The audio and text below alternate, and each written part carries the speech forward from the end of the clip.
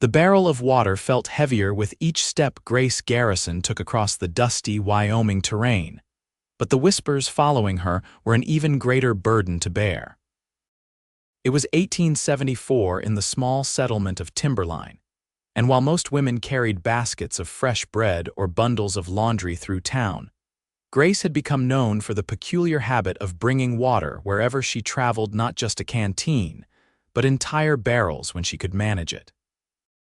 "There she goes again," a voice hissed as she passed the general store. "Our very own rain cloud in a drought-stricken land." Grace tightened her grip on the wooden handles of her cart and kept her eyes forward, her sun-browned face expressionless beneath her bonnet. The weight of the barrel made the wooden wheels creak in protest as she navigated the rutted dirt road.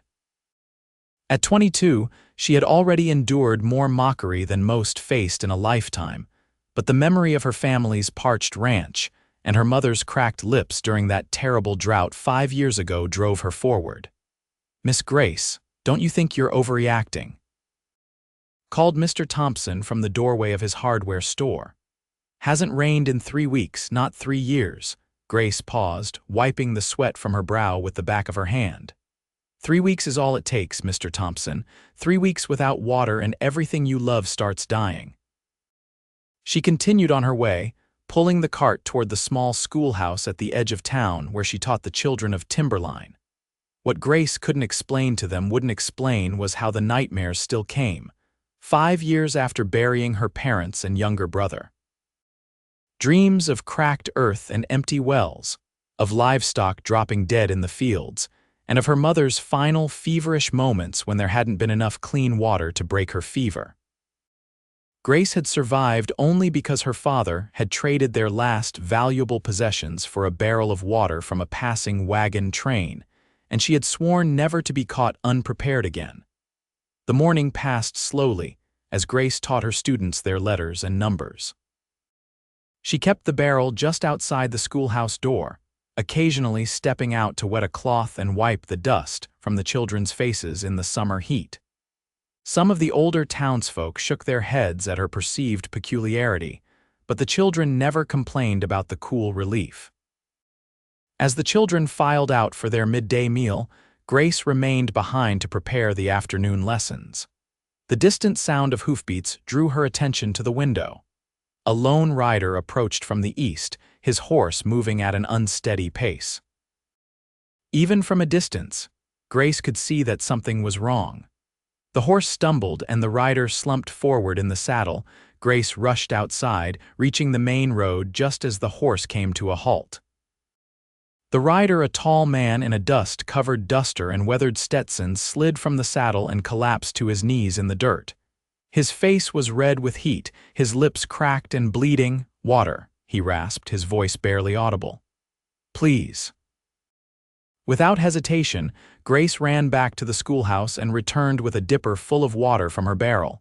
She knelt beside the stranger and held it to his lips. "Slow sips," she instructed, supporting his head with her free hand. "Too much too fast will make you sick." The man obeyed, taking small sips until color began to return to his face. His eyes, a startling shade of blue against his sun-weathered skin, finally focused on Grace. "Thank you, madam," he said, his voice stronger now. "I've been riding for 2 days. My canteen ran dry yesterday morning." "What brings you to Timberline in such a hurry?" Grace asked, refilling the dipper. "Name's Owen Sutton," he said, accepting the second drink. "I was hired to track a gang that robbed the bank in Cheyenne. Trail led me this direction." As Owen spoke, a small crowd began to gather. Sheriff Miller pushed his way to the front. "Did you say bank robbers?" the sheriff asked, his hand moving instinctively to the gun at his hip. Owen nodded, attempting to stand. His legs buckled beneath him, and Grace quickly moved to support him. "He needs rest and more water," Grace said firmly. "Sheriff, whatever information he has can wait until he's recovered." Sheriff Miller frowned but nodded. "Bring him to the doctor's office." "No need," Owen protested. "Just need to rest a spell. Is there a hotel in town?" "The boarding house has rooms," Grace said, "but it's at the other end of town. My cabin is just behind the schoolhouse. You can recover there until you're strong enough to move on. Whispers rippled through the gathered crowd. Grace Garrison, the odd schoolteacher who never invited anyone into her home, offering shelter to a stranger. That's mighty kind of you, Miss. Grace Garrison, she replied, helping him to his feet. Miss Garrison, he said, tipping his hat weakly, I owe you my life. That water saved me when I thought I was done for. As Grace helped Owen to her small cabin, she tried to ignore the stares and whispers that followed them. The last thing she needed was more fodder for town gossip, but she couldn't leave a man to suffer when she had the means to help him. The cabin was modest but neat, with a small parlor containing a table, 2 chairs, and a bookshelf lined with well-worn volumes. A curtain separated the parlor from Grace's bedroom, and a small kitchen area occupied the far corner. Grace helped Owen to the chair and poured fresh water from a pitcher on the table. Drink this slowly while I see to your horse, she said, handing him the cup. Outside, Grace led the exhausted animal to the small lean-to behind her cabin that served as a stable for her own mare. She removed the saddle and bridle, gave the horse fresh water and hay, and rubbed him down with a cloth soaked in cool water. When Grace returned to the cabin, she found Owen examining a map she had pinned to the wall, a detailed drawing of all the water sources within 50 miles of Timberline. You really do take water seriously, he commented as she entered. Grace stiffened. I've lived through a drought that killed half the people in my hometown, including my family. I don't intend to die of thirst, nor watch anyone else do so if I can help it. Owen's expression softened. I meant no offense, Miss Garrison. In fact, I admire your foresight. Too many people out here don't respect the dangers of this land. Grace assessed him carefully. Unlike most who commented on her water-carrying habit, there was no mockery in his eyes. You should rest, she said, gesturing to the small cot she kept for overnight study sessions. I need to return to my students. Owen nodded, fatigue evident in his slumped shoulders. I won't forget your kindness, Miss Garrison. That water saved me. Rest, she repeated, heading for the door. We can talk more later. Over the next few days, Owen regained his strength while Grace continued her teaching duties. In the evenings, they shared simple meals and conversation. Owen told her about growing up on a cattle ranch in Colorado, his years working as a scout for the Army, and his current job as a tracker for the Territorial Marshal's office. I've been following this gang for nearly a month, he explained on the 3rd evening. They hit 3 banks before Cheyenne, always disappearing into the wilderness after each job. But this time I'm close. They're led by a man named Victor Ransom, and I believe they're hiding somewhere in the hills north of here. Grace listened attentively, finding herself drawn to Owen's quiet confidence and thoughtful manner. Unlike many of the men she'd encountered in the West, he treated her with respect and seemed genuinely interested in her opinions. You know this area well, Owen observed, studying the maps she'd drawn. These water sources, you've visited all of them? Grace nodded. Every spring and creek within 2 days' ride. I make regular trips to check their levels, especially during dry seasons. That knowledge could be invaluable in tracking the gang, Owen said. They'll need water, and unlike me, they won't have planned well for crossing this territory. Grace hesitated. Are you asking for my help, Mr. Sutton? Owen, please, he corrected with a smile. And yes, I suppose I am. Though I understand if you need to attend to your students. School term ends in 2 days for summer break, Grace replied. I could assist you after that if you're willing to wait. The surprise on Owen's face was evident. You'd really help track dangerous outlaws. I know where water is, Grace said simply. And I know where it isn't. In this land, that's often the difference between life and death. 2 days later, as promised, Grace and Owen set out at dawn. They rode north toward the rugged hills that bordered the territory, Grace on her sturdy mare and Owen on his refreshed gelding. Each carried extra water containers strapped to their saddles, Owen no longer questioning Grace's insistence on being prepared. There's a spring about 15 miles ahead, Grace explained as they rode.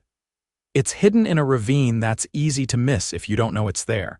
If the gang is hiding in these hills, that's one of the few reliable water sources they could use. Owen nodded, impressed by her knowledge.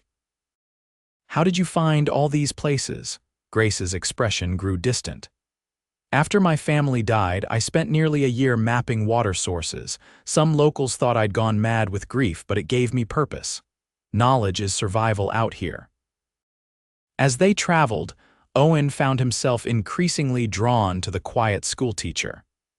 Beneath her reserved exterior was a woman of remarkable strength and intelligence. Her determination to prevent others from suffering the fate of her family spoke of a compassionate heart, despite the walls she'd built around herself. By mid-afternoon, they approached the ravine Grace had described. They dismounted and secured their horses in a cluster of cottonwood trees, then proceeded on foot, moving cautiously through the rocky terrain. "Look there," Grace whispered, pointing to fresh hoofprints in the soft earth near the spring. "At least 5 horses, maybe more." Owen nodded, examining the tracks. "Good eye. These are recent, probably from this morning." They followed the tracks to a narrow canyon where they spotted smoke rising from a campfire. Crouching behind a large boulder, Owen used his field glass to survey the camp below. "That's them," he confirmed in a hushed tone. "I count 5 men, including Ransom. They've got their horses picketed near that outcropping." Grace studied the layout of the camp.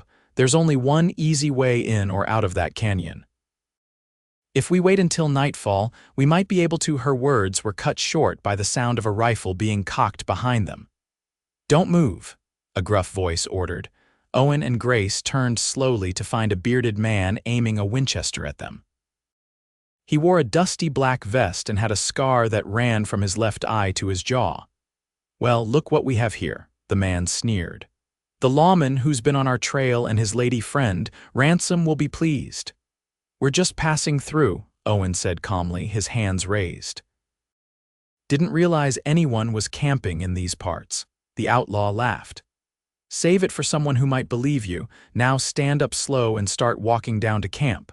Try anything and the lady gets a bullet first." With no choice but to comply, Owen and Grace were marched down to the outlaw camp. As they entered the clearing, the 4 men gathered around the fire looked up in surprise. "Look what I found spying on us, boss," their captor announced proudly. "It's that tracker from Cheyenne and some woman." A tall man with steel-gray eyes and a neatly trimmed mustache rose from beside the fire. Victor Ransom had the bearing of a gentleman despite the gun belt slung low on his hips and the cold calculation in his gaze. "Mr. Sutton, I presume," Ransom said, studying Owen. "You've been quite persistent, and who might this lovely lady be?" "Leave her out of this," Owen growled. "She's just a local guide. She doesn't know anything about why I'm here." Ransom raised an eyebrow, then turned his attention to Grace. "Is that so, my dear? Just a guide?" Grace met his gaze steadily. "I know the water sources in this region. Mr. Sutton hired me to show him the way through these hills." "A woman who knows water," Ransom mused. "Valuable knowledge in these parts. Tie them up, boys. We'll decide what to do with them after we eat." As the outlaws bound their wrists and ankles, Owen whispered to Grace, "I'm sorry I got you into this." "Don't apologize yet," Grace replied quietly. "We're not dead and they haven't taken our water." Owen glanced at her in confusion, but before he could question her meaning, they were separated. The outlaws positioned them on opposite sides of the camp, and conversation became impossible. As dusk fell, Ransom and his men ate a meal of beans and salt pork, occasionally tossing taunts at their captives. Grace observed that while the outlaws had plenty of whiskey, their water supply appeared limited to a few canteens. "You boys planning to move on soon?" she called out. Earning a sharp look from Owen across the camp, Ransom strolled over to her, crouching to bring his face level with hers. "Curious about our plans, are you? Not a wise line of questioning for someone in your position." "Just wondering if you've considered your water situation," Grace replied evenly. "This spring is reliable, but the next nearest source is a good 30 miles west, and it's been particularly dry this season." Ransom studied her, his expression a mixture of amusement and suspicion. You really are a water guide, aren't you? Interesting profession for a woman. It's kept me alive, Grace said, which is more than I can say for many who have traveled through these parts unprepared. The outlaw leader laughed. Well, we appreciate the concern, but we're well supplied. He gestured to the canteens hanging from a nearby saddle. Grace shrugged as best she could with her hands tied. Those won't last 5 men more than 2 days in this heat, even less for your horses. A flicker of uncertainty crossed Ransom's face before he masked it with a dismissive wave. We'll be gone by morning. With our new hostages to ensure safe passage. As Ransom walked away, Grace caught Owen's questioning gaze across the fire. She gave him the slightest nod, hoping he would trust her strategy. Night deepened around the canyon, and the outlaws grew increasingly rowdy as they passed a bottle of whiskey among themselves.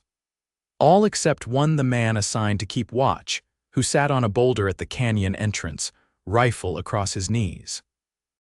Grace worked quietly at the ropes binding her wrists, using the rough edge of a stone behind her back. The heat and exertion made her thirsty, but she ignored it, focusing on her task. After what seemed like hours, she felt the ropes give way, though she kept her hands positioned as if still bound. Across the camp, Owen had noticed her subtle movements and was attempting the same with his own bindings. The outlaws, deep in their cups, paid little attention to their captives as midnight approached. When the guard at the canyon entrance called for someone to relieve him, Grace saw her opportunity. As one of the drunk outlaws stumbled to his feet, grumbling about his turn at watch, Grace caught Owen's eye and mouthed, "Water." Understanding dawned on Owen's face. The outlaws had been drinking whiskey all evening with little water to counterbalance its effects in the dry desert air. Combined with the altitude of the hills, dehydration would soon take its toll. As if on cue, the outlaw who'd been guarding them suddenly clutched his head and staggered. "Don't feel right," he muttered, collapsing to his knees. "Too much whiskey, not enough water," Grace called out, drawing the attention of the other men. "High-altitude sickness. It'll hit all of you soon if you don't drink water, real water, not that rot gut you've been swilling." Ransom approached her, his face flushed with anger and the early signs of dehydration. "Shut your mouth, woman. I've seen it before," Grace continued calmly. "First comes the headache, then dizziness, then confusion. After that, you'll start vomiting, which will dehydrate you even faster. By morning, you'll be too weak to ride." Another of the outlaws stumbled, knocking over the coffee pot and cursing loudly. "Boss, I think she might be right. I can't see straight." Ransom's confident demeanor faltered as he looked at his increasingly disoriented men. "What do you want?" He demanded of Grace. "Let us go," she replied simply. "We have water in our saddlebags, proper amounts for this terrain. You can have half of it if you release us now. Or I could just take all your water and keep you tied up," Ransom countered, though his voice lacked conviction. "You could," Grace agreed, "but you don't know where I've hidden the main supply, only I do." It was a bluff, but one delivered with such calm certainty that Ransom hesitated. The outlaw who'd first fallen ill was now retching on the ground, and another had slumped against a rock, barely conscious. "Boss," gasped one of the few still standing, "we gotta do something. Can't ride like this."